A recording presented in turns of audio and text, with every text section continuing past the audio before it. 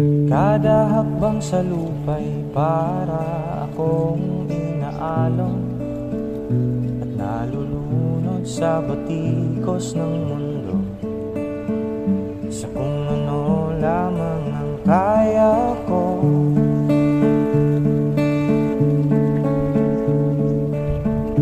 Higang-higa na sa mga problemang di masolusyonan agad,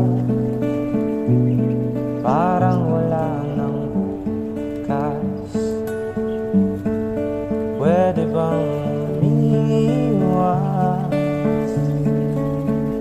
Hinahanap ang sarili ngunit di nakakayanin sa ligaw na dinadaanan ko. Saan na to patungo? Sana